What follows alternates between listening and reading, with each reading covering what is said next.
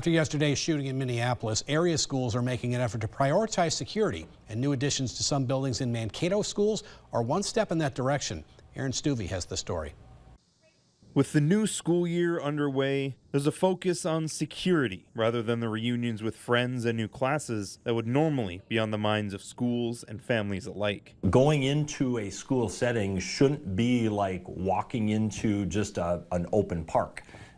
Our schools are filled with kids and staff members who are busy getting after learning. Part of the Mankato School District's summer construction schedule was building secure entrances into its elementary schools. Those same entrances have been a part of places like Dakota Meadows Middle School since last year, and the overall goal is to have them in every building in the district. People wanting to enter the building can only do so through the office, where they will be vetted and will rarely even enter the school itself, as parents picking up their kids will have the student brought to the office. If there is an issue at the office, safety protocols will be triggered, the details of which aren't being made public. Our office staff is well developed in the questions that they ask, making sure that we are being responsive and positive to all of the needs that our visitors have, and at the same time protecting the teaching and learning that's going on throughout the school day in those schools. Those protocols do include an alert system that notifies all staff of drills and lockdowns, along with police and the sheriff's office. In Mankato, Aaron Stuvey, KUIC News Now.